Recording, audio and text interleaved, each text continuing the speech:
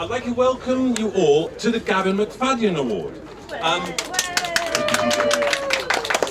And I'll talk a little bit about Gavin. Gavin was a founding member of the Frontline Club.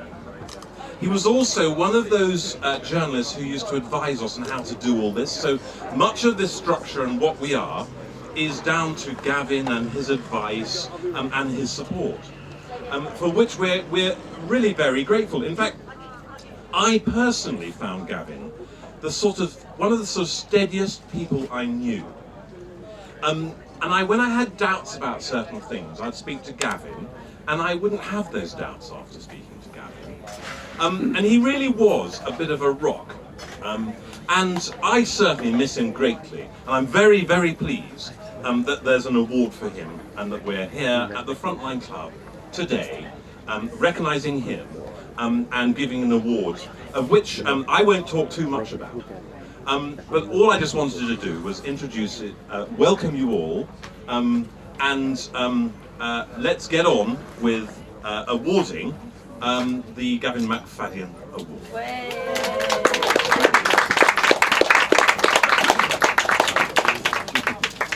Thanks for coming, everybody. I'm Christine from The Whistler, and this is the way we describe Gavin's award. It's awarded annually to a journalist or publisher who's helped a whistleblower to expose the truth in the public interest. Gavin had a steadfast commitment to supporting whistleblowers, all whistleblowers, not only the famous ones, but anybody who was trying to speak up in the public interest. And I think many of you know already that that isn't the easiest thing to do. And in fact, it's a bit like that tank out there. When we try to speak up, you just feel that that tank is coming towards you and you're getting squashed. But what Gavin did for us was give us a voice through Centre for Investigative Journalism, the Logan Symposium. We've got a few people from CIJ here who've again given us a lot of support. Give a bit of applause for them. I think they deserve it. The point about this is that Gavin was a real investigative journalist, and what we say is be a journalist like Gavin, not one of these like lapdog ones who just want to go out and have drinks with the famous and all this kind of things he wrote about in a previous article. What he wanted people to do was go out and tell the truth. That's what we're about. And I'm going to hand over now to Eileen Chubb, Director of Compassion and Care, and she co-founded The Whistler with Gavin. I'm very pleased that you've all come to see this award being given. I met Gavin, I've been working for some years with Compassion and Care, and we've helped thousands of whistleblowers across the country. 70% from healthcare, because originally it was for healthcare, and 30% from other sectors, education, police, army, across the board. And basically, you know, we've helped people, we've supported them through tribunals, and we campaigned to change the law with Edna's Law, and Gavin was a massive supporter of Edna's Law. I met Gavin when I was talking in London, and we instantly clicked because Gavin got it. He understood what the whistleblowing dilemma was and how hard it was for people to speak out and how very little help there is there. And Gavin wholeheartedly supported Edna's Law, and we want the whistleblower and the journalist working together. We want this to be a celebration of Gavin, and this is the first year, so we've basically not had much time to organise everything. But we decided the first year that we'd give a one-off Lifetime Achievement Award to a particular publication, which I'll announce at the end. And then next year, with the help of Gavin's wife Susan and several other people, we're going to do categories, but we'll make sure that Gavin's legacy lives on through this award. So thank you.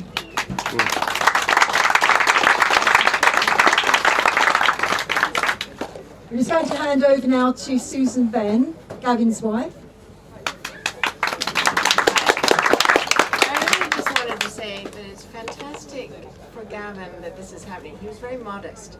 He'd be just totally blushing and laughing, you know, he had a huge laugh.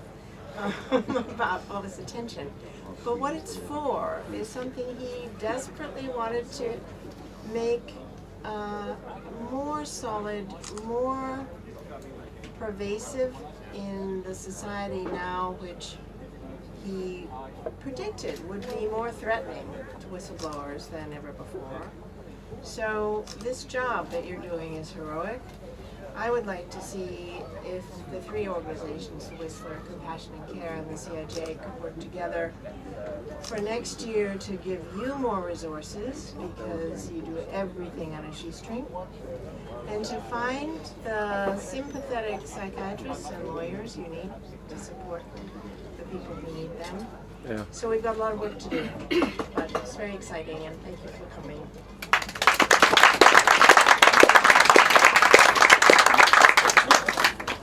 Is Michelle here? Here she is. We're going to ask Michelle to speak because we want to make the point that Gavin, he left a legacy for people who hadn't even met him, and Michelle is one of those people. Hi, I haven't really prepared anything, but I am a whistleblower and I spoke in public interest during the privatisation of probation on Merseyside. Risk increased to the public, and I knew that I had to speak out, but in doing so the impact on my life, my family's life and the public at large was greatly affected, and I thought I was a voice alone. Didn't realise that I was even a whistleblower. I'd never heard the term whistleblower, just knew that the behaviour and actions towards me were devastating, and I went everywhere to try and get help, and every door was closed in my face. Felt like I was going round in circles, and then I came across the Whistler website, and I knew that I wasn't alone, and I knew that there were voices that were speaking out in the public interest and doing the right thing, and as a result of that, I'm not a voice alone. I've got a massive support around us. I can only say that until you're in this position and that you know that the public are at risk, you don't know what you'll do. But the right thing to do is speak out, regardless of what the impact on yourself is, because the impact on others is devastating. And as much as this has been a difficult thing, I know I did the right thing, and I know that I would do that again. And I just want to say to Gavin, Compassion and Care, the Whistler, without them, there are people out there dying and floundering all the time. I would not be here without my husband and without these guys, and the work that they do is amazing, absolutely amazing. So thank you Susan, thank you Gavin, thank you Arlene, thank you Christine, and thank you to all of you who do the right thing in the public interest as journalists. Thank you.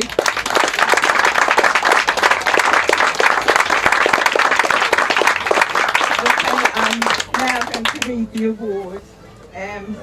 They couldn't be here, unfortunately, so we're going to have to do a separate presentation due to the election, but I'm going to read the dedication and why we've awarded it. So, Christine, would you hold the mic? As both a whistleblower who's seen firsthand the systematic torture of vulnerable people, and through my work with thousands of whistleblowers from all sectors who have contacted Compassion and Care and the Whistler Helpline, I know what every whistleblower has to fight can be summed up in one word, and that word is silence. Because it is silence that allows the perpetrators of all abuse, torture, injustice, corruption, and every other evil to thrive. And it is silence that allows those who harbour the perpetrators to thrive. Whistleblowers alone cannot fight the silence, only the media can help them. I soon learned as a whistleblower that reporting abuse is one thing, but stopping abuse is quite another. And it was the media that made the difference and helped me save lives. We live in times of unprecedented attacks on free speech. Whistleblowers hounded, jailed and blacklisted. The media attacked, sanctioned and controlled. The Gavin MacFadyen Award is the only award given to journalists by whistleblowers to celebrate all that is great in journalism, but also to raise awareness of the importance of a free press and to inspire the journalists of tomorrow. When even the threat of legal action is allowed to stifle the truth, we are all at peril. But those at most peril are the victims of abuse, torture and injustice, those with no voice. In recognition of decades of great journalism, the inaugural Gavin MacFadyen Award has been won by Private Eye in special recognition of decades of great journalism, which has helped countless whistleblowers expose wrongdoing. But uniquely, Private Eye gives us the whole story, which includes the culture within organisations that punish whistleblowers, the failures of the authorities to act, and how the justice system fails whistleblowers, for protecting their sources and for publishing those facts that would never otherwise be made public. Whistleblowers and all those whose lives may depend upon whistleblowers owe a debt of gratitude to Private Eye, and this is how we honour Gavin.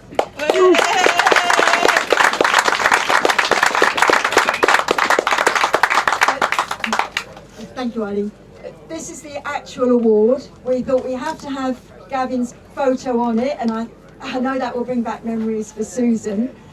We'd like to tell you where we got this photo from, actually, if that's okay. We've got time, yeah? This was when it was a Whistler event at which Gavin had been asked to be an unofficial bouncer, because Eileen saw a particularly slimy kind of a lawyer who tends to hang around whistleblowers trying to make money out of us. They couldn't give a damn about the public interest, let's be honest, and if there's any lawyers here, I'd be happy to hear your responses. I know there are some very good ones, but this particular one that was pestering us at the Whistler event, Gavin was the only man who could deal with this in such a good way.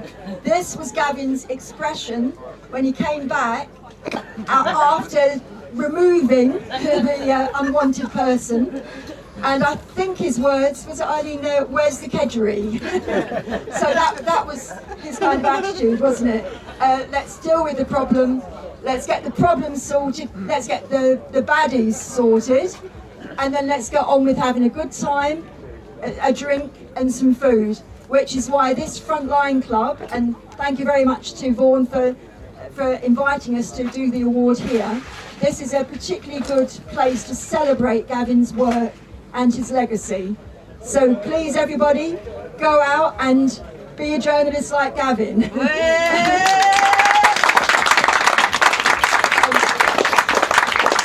Eye did send us a message. They said they're absolutely thrilled to win this award, and they're very sorry they couldn't be here to collect it in person and probably have a drink at the Frontline Club too. So thank you all for coming this morning. And there will be a film of Gavin's various clips from his work being shown in the other venues during the festival. We understand it's been put on a loop. So thank you all very much for coming. And thank you especially to Susan. Thank you, Susan.